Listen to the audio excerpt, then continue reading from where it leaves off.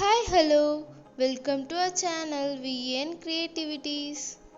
இந்த வெயில் காலத்துக்கு சீக்கிரமே பால் கெட்டு போயிடுதுங்க. அப்படி பால் கெட்டு போயிடுச்சு, வேஸ்ட் ஆயிடுச்சேன்னு நீங்கள் கவலைப்படுறீங்களா? இந்த வீடியோ பார்த்தீங்கன்னா நீங்கள் பால் கெட்டு போயிடுச்சுன்னா ரொம்ப சந்தோஷப்படுவீங்க. ஆமாங்க, நான் இதில் செய்ய போகிற டிஷ் அப்படி. இந்த கெட்டு போன பால்ல இருந்து நான் பால்கோவா செய்ய போகிறேன். கெட்டுப்போன பாலில் பால்கோவா செஞ்சு எப்படி சாப்பிட்றதுன்னு நீங்கள் யோசிக்கிறீங்களா? இப்படி தாங்க என் ஹஸ்பண்டும் சொன்னார். ஆனால் நான் செஞ்சு கொடுத்தப்புறம் ஃபுல்லாக சாப்பிட்டாரு. இதை எப்படி செய்யுது நீங்கள் பார்க்கறதுக்கு முன்னாடி இப்போ தான் நீங்கள் நம்ம சேனல் ஃபஸ்ட் டைம் பார்க்குறீங்கன்னா மறக்காம சப்ஸ்கிரைப் பண்ணிடுங்க. கூட பெல் ஐக்கனை கிளிக் பண்ணிடுங்க. அப்போ தான் நான் போகிற வீடியோஸோட நோட்டிஃபிகேஷன் உங்களுக்கு வரும். ஓகே, இப்போ நம்ம வீடியோக்குள்ளே போகலாம். ஆக்சுவலி இதுக்கு பால் திரிஞ்சிருக்கணும், ஆனால் ஸ்மெல் வராமல் இருக்கணும். அப்படின்னா தான் பால்கோவா நல்லாயிருக்கும். இந்த பால் பாருங்கள், நம்ம லெமனோ ஏதோ போட்டு திரிய வச்சு எப்படி இருக்கும் அதே மாதிரி தானே இருக்குது. ஸோ இந்த மாதிரி இருக்கணும். அப்போ தான் பால்கோவா நல்லா வரும்.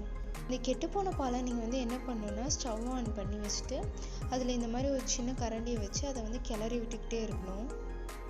ஃபஸ்ட்டு கொஞ்சம் நேரத்துக்கு நீங்கள் ஹை ஃப்ளேம்லேயே வச்சுருங்க. அதுக்கப்புறமா லோ ஃப்ளேமில் குறைச்சிக்கணும். பட் நீங்கள் ஹை ஃப்ளேமில் வச்சுருந்தீங்கன்னா இந்த சைடில் இந்த மாதிரி ரெட் கலரில் ஃபார்ம் ஆகும். நீங்கள் அதையும் பார்த்துக்கோங்க.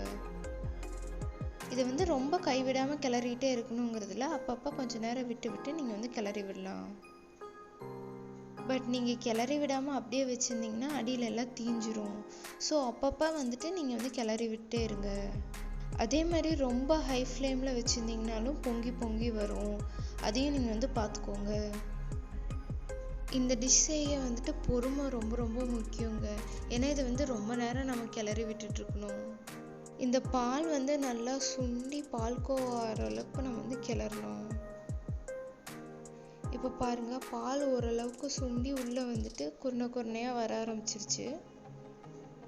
இப்போ இந்த ஸ்டேஜில் நான் இதுக்கு தேவையான அளவு நாட்டு சக்கரை ஆட் பண்ணுறேன். நான் இங்கே 1 கப் நாட்டு சக்கரை சேர்த்துருக்கேன். நீங்கள் இதுக்கு பதிலாக வெள்ளை சக்கரை கூட சேர்த்துக்கலாம். எனக்கு பால் ஒரு 1/2 லிட்டர் இருந்திருக்கும். அதுக்கு நான் 1 கப் சக்கரை சேர்க்குறேன்.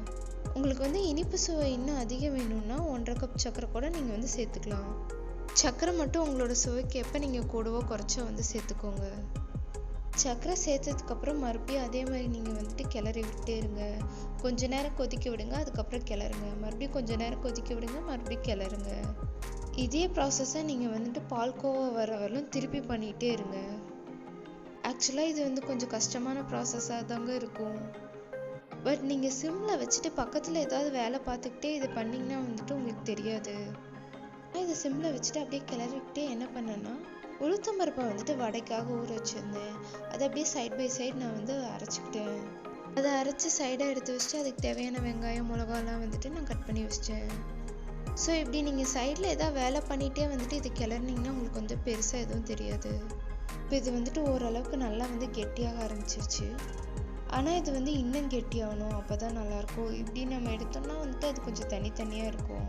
பாருங்கள் சைடில் எவ்வளோ தண்ணி நிற்கிதுன்ட்டு. இந்த தண்ணியெல்லாம் ஃபுல்லாக ட்ரை ஆகிற அளவுக்கு இது நம்ம கலந்து விட்டுட்டே இருக்கணும். இந்த டிஷ்ஷை நான் எங்கள் அம்மா கிட்டே இருந்து தான் கற்றுக்கிட்டேன். நான் சின்ன வயசில் பால் கெட்டு போச்சுன்னா எங்கள் அம்மா கிட்டே இதை நீங்கள் செஞ்சு கொடுங்க அப்படின்னு சொல்லி கேட்பேன். அப்போல்லாம் இதோட டேஸ்ட் மட்டும்தான் எனக்கு தெரியும். ஆனால் இதுக்கு பின்னாடி இவ்வளோ கஷ்டமான ப்ராசஸ் இருக்குன்னு எனக்கு தெரியாது. இப்போ பாருங்கள், இது நல்லா கெட்டியாயிடுச்சு. அவ்வளோதாங்க, நம்ம பால்கோவா ரெடி ஆயிடுச்சு. இப்போ இதை வேற ஒரு பாத்திரத்தில் வச்சு ஆற வச்சிடலாம். கொஞ்சம் சிரமமான ப்ராசஸ் தான். ஆனால் இதை நம்ம செஞ்சோன்னா நமக்கு பாலும் வேஸ்ட் ஆகாது, ஒரு சூப்பரான ஸ்வீட்டும் நமக்கு கிடைக்கும்.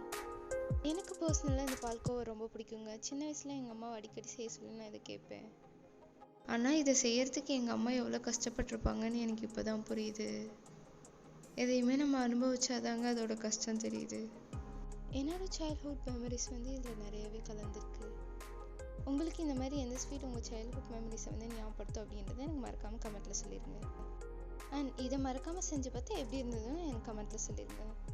இந்த வீடியோ உங்களுக்கு பிடிச்சதுன்னா லைக் பண்ணுங்கள், ஷேர் பண்ணுங்கள், கமெண்ட் பண்ணுங்கள் அண்ட் மறக்காமல் சப்ஸ்கிரைப் பண்ணிடுங்க. தேங்க்யூ ஃபார் வாட்சிங். Bye by.